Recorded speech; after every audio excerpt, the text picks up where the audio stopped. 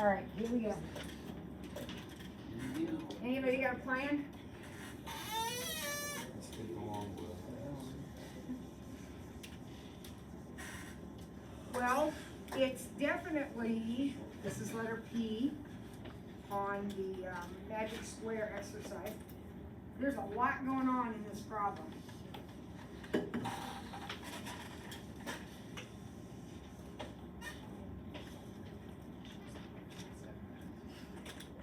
Could we find the sine of 7 pi over 12? Yeah. Okay, how would we do that? You'd have to like break it up. Break it up. Yep, we talked about that yesterday. Okay. Could we do the same thing with 19 pi over 12? Oh Yeah. And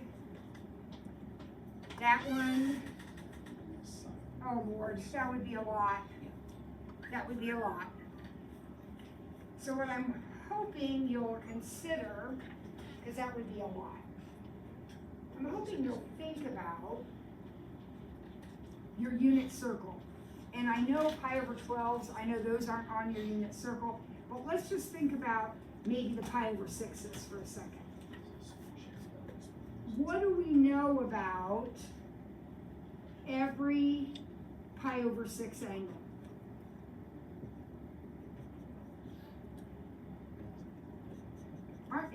Isn't the point exactly the same, except positives and negatives?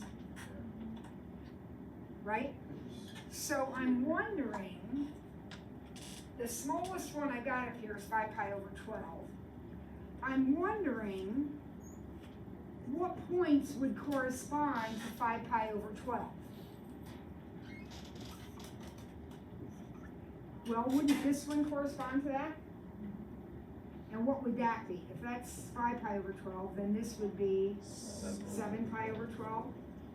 Okay. And what about this one right here? What would that one be?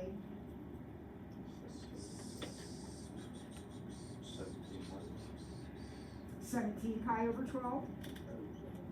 And this one would be 19 pi over 12? Now let's see, have I covered some of my bases?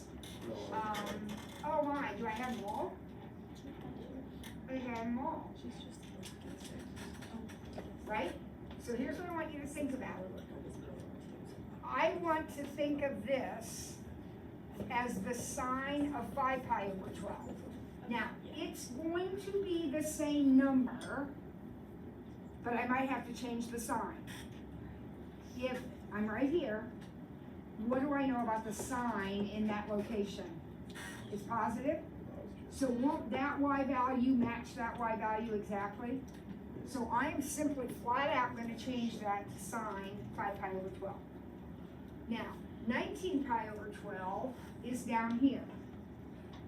I'm changing that to a 5 pi over 12. I'm doing everything in terms of the same angle. And I picked the smallest one, 5 pi over 12. Here's 5 pi over 12, here's 19 pi over 12. Tell me about their cosines.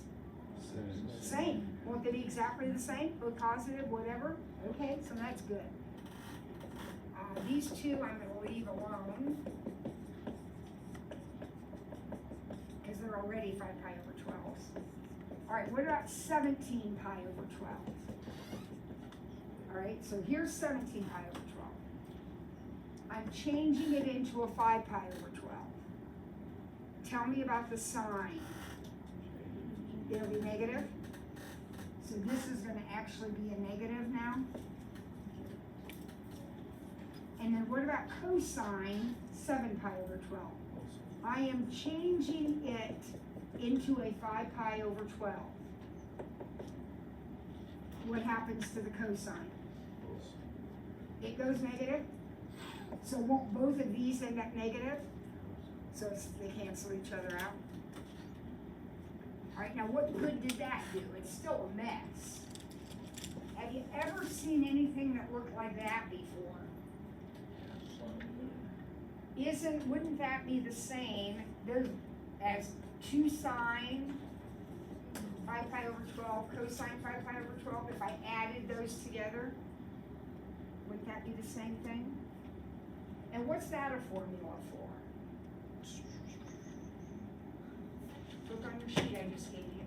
2 sine cosine is a formula for the sine of twice the angle.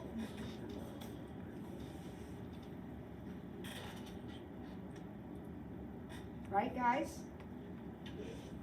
So this is a formula for the sine of 5 pi over 6, which is what?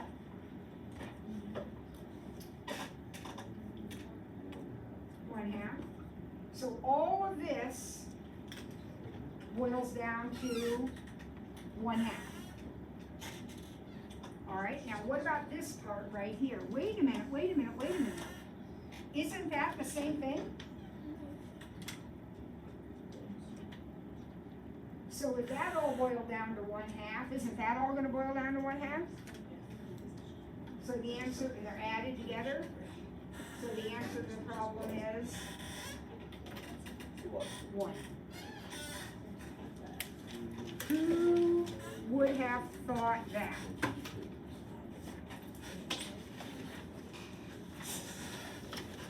All right, so last night, not only did I make up your little dotted note sheet, but I made up another review.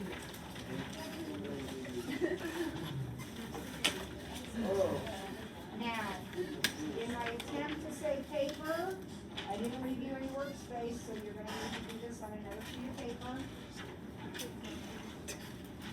so that you can keep your work neat and organized, follow what's going on.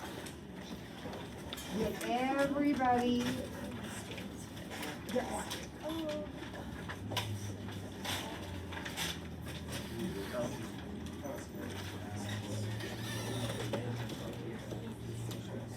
All right, so 2 things. Like I said, I was kind of putting this together hurriedly. Number 16. In my cutting and pasting, I pasted the picture upside down. So be aware when you get to number 16 that the picture's upside down. I corrected it on the master, but I've already run these off, so I'm gonna run them off again. Number 16, the picture's upside down. Okay. Let's go. Need 3 points.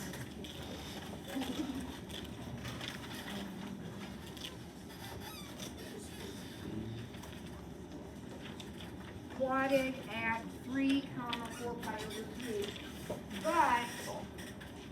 But I'm being very specific. So the first one says I need to keep R positive, and I need theta to be negative. So what am I going to do? If R has to stay positive, then theta is going to change by 2 pi. But since I want theta to be negative, I'm not going to add 2 pi, I'm going to subtract it. So negative 2 pi over 3.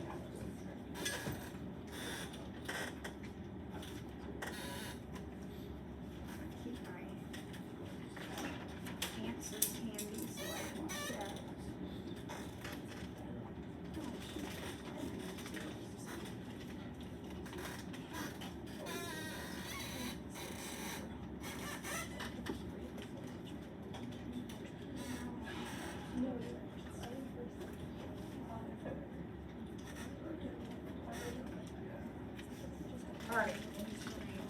Alright, B. Now I want R to be negative, so I'm changing it to a negative 3. And I want theta to be positive. So now there's more than one answer, but I wrote this. Does that work? And then I want them both to be negative.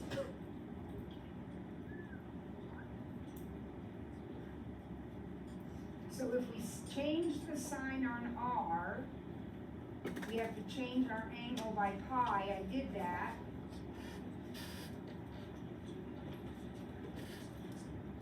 Gotta change it now by 2 pi from this. So negative 5 pi over 3. How does that sound? Okay? If you don't change the sign on R, then your angle has to change by 2 pi. All right, next one, describe, R equals 5, what's it look like? This is no calculator. There's 2 calculator problems I haven't marked, no calculators, a circle, centered at the origin, has a radius of 5. That's exactly what it says, radius is 5, right? Good. How about R equal 2 cosine theta? No, in polar, we're talking about polar graph. That's a circle, but it's to the right of the origin on the x-axis, right? The diameter is 2, which would put the center at 1, 0. Right. Does that make sense to everybody? How about 3 minus 4 sine theta?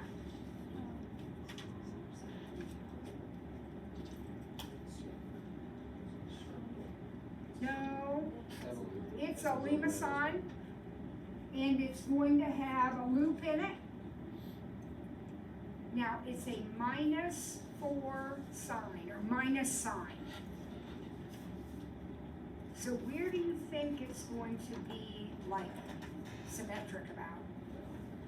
It's going to be down and symmetric on the y-axis. So it's going to look like something like that. How big will that loop be? 1. Because what's the difference? Remember, if these two numbers match, if those numbers match, there's no loop, just an indentation right here.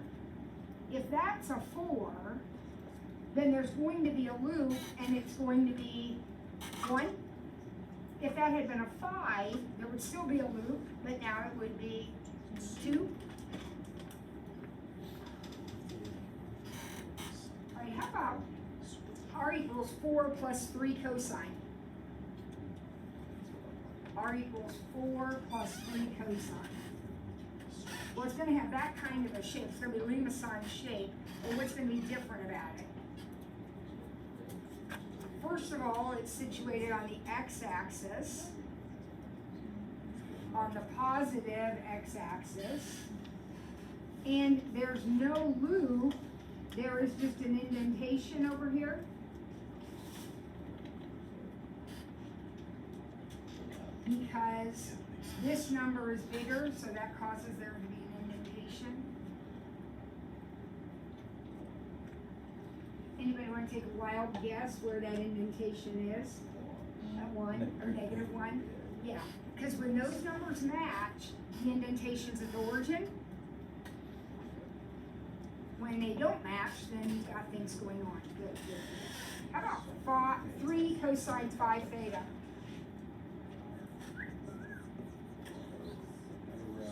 Gonna be a rose. Gonna have 5 leaves, and the leaves are all gonna be 3 units long. Let's plug a 0 in, just for fun. I'll plug a 0 in. What's the cosine of 0? 1. So isn't your first leaf right here, guys? Yeah. Leaves happen when R is a max or a min. And if you put in 0, this is 1, R is 3. So right there you go, there's your first one. How many did you say there were? 5. So how far apart are they? 2 pi over 5. So if the first one's at 0, the next one will be at 2 pi over 5, 4 pi over 5, 6 pi over 5, 8 pi over 5. Okay? Perfect. All right, what point is R farthest from the pole in this equation?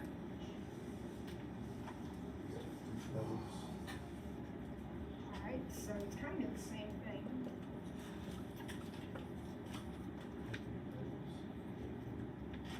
So this is rows. So we're talking about basically where are the leads. Isn't that where we're farthest from the pole? Yeah. All right, well, do you have some idea where one leaf might be? Yeah, if you put in 0, you're going to get 8. So there's a leaf.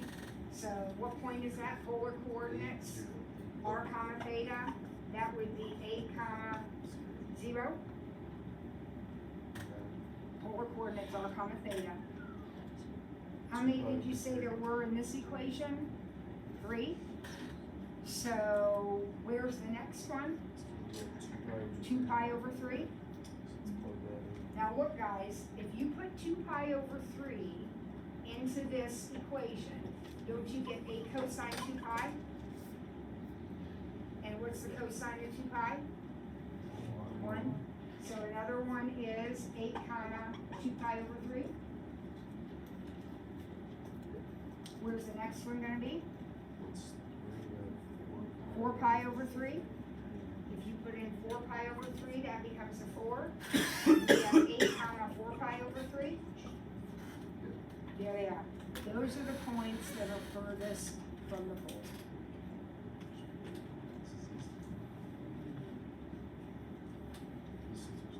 You got it, guys? You with me here? All right. Next, we're solving an equation. This is off your bombed quiz, this kind of thing.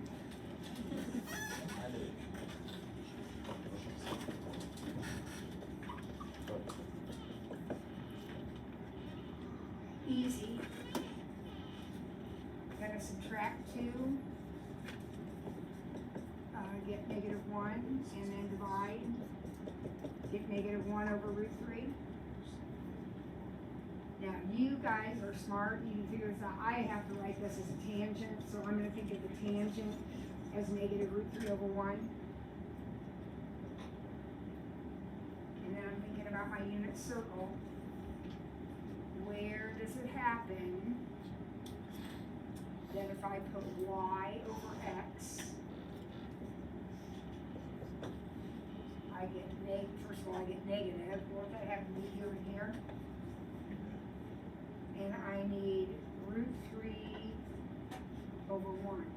√3 over 2 to be y, and 1/2 to be x. So what angles does that happen? 2 pi over 3 and 5 pi over 3.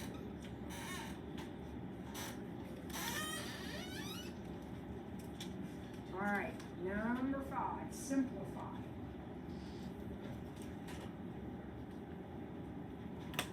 Okay, how are we gonna do this? Cosine x plus 3 pi.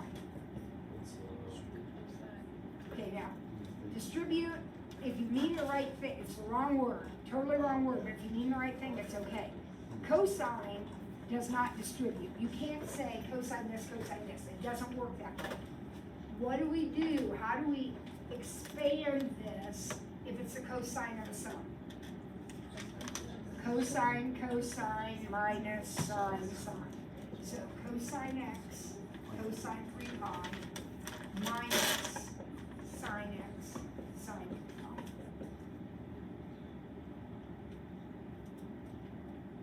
No letters like COS, LOG, LN, those don't distribute ever. They don't distribute letters when they stand for a function, okay? So here we go, cosine 3 pi. 3 pi, that's over here, isn't it? What's the cosine over there? So this is negative cosine.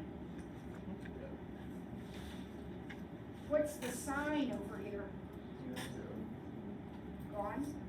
Take it out all. There it is, negative cosine. All right, now you work on the next one. You're going to do exactly the same thing, but of course you're going to use your sine identity.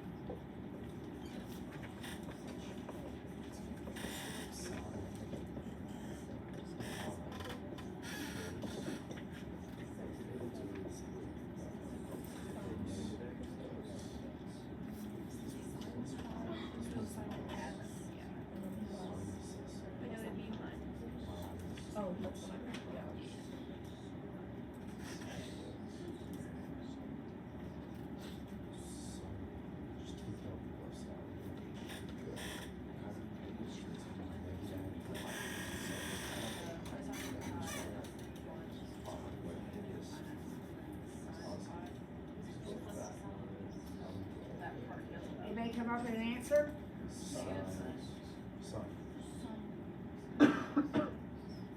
What's sine pi? 0, so this is gone. What's cosine pi? So we have minus negative sign, so isn't it just positive sign?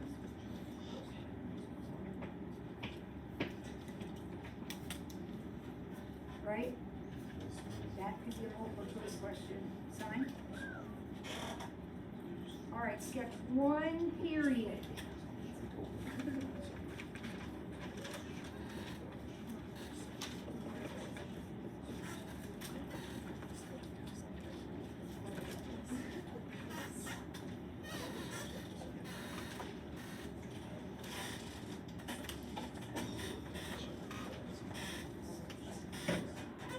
Alright, where do I even start?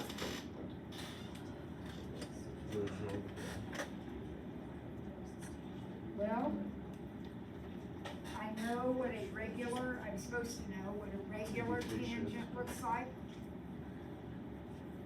Right? This one is not gonna go through the origin because it has been shifted. This one has been shifted to the right, pi over 11. So here's pi over 11. Somewhere over here is an asymptote, and somewhere over here is an asymptote. And how far apart will these asymptotes be? A period. Now, in a normal tangent, that period is pi. But what is it in this problem? Pi over 2. So my period is pi over 2. Now, slow down. That means this, right here between our hands, is pi over 2. So you're not going to find this asymptote by adding pi over 2. You're going to find this asymptote by adding pi over 4.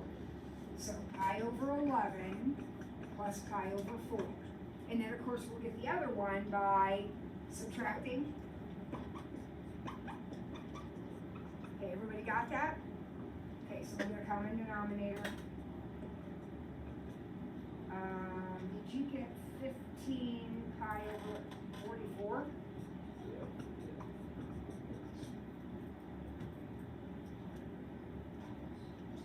And then I'm going to back up, so that's going to be negative 7 pi over 44.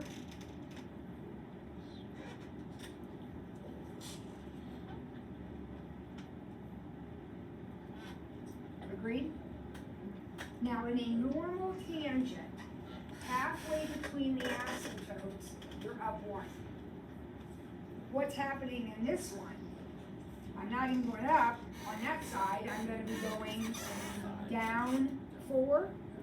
So instead of going up 1, I'm going down 4, and over here, I'm going up 4. So this is going to be a really straight tangent curve because it's been stretched. This would be a curvy one. Flat. This one is stretched because of that 4. Okay? Let's finish this last graph. 3 sine.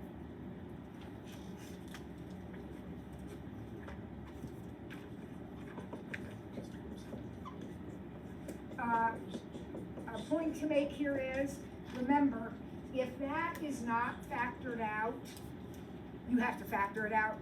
So if that 4 had been in the parentheses, I would start by factoring it out. Okay, this is going to be a nice little sine curve. Where's he starting?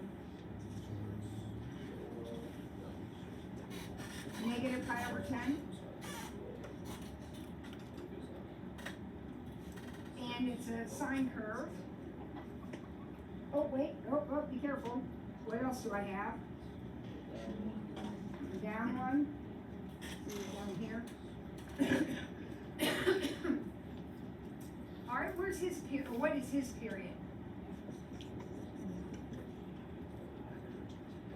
2 pi over 4 or pi over 2. Now in this case, that means from negative 1/10 to the end of the picture over here is going to be pi over 2, 5/10. So if this is negative 1/10, would you agree this one is going to be 4/10? I know that reduces, but for now, 4/10.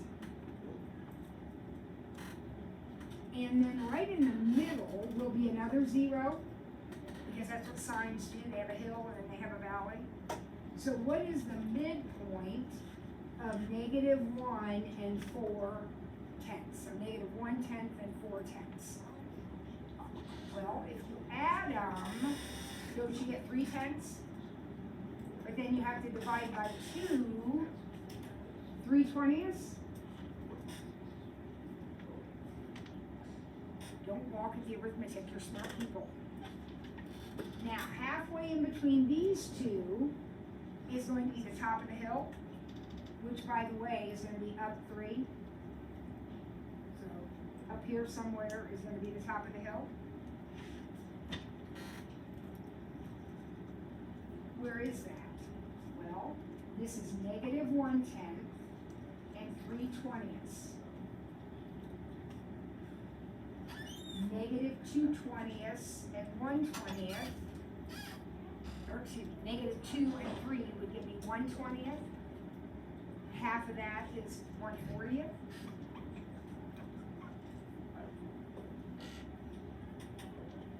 And then the bottom of my valley,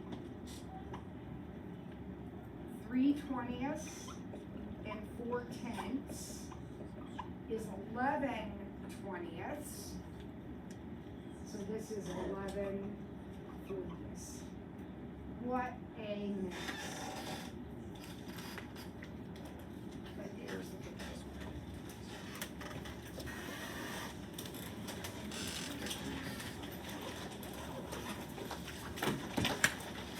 Is that all right? Okay, here's your homework over the weekend for a grade. All right, finish it. Finish it. Remember that one problem's upside down.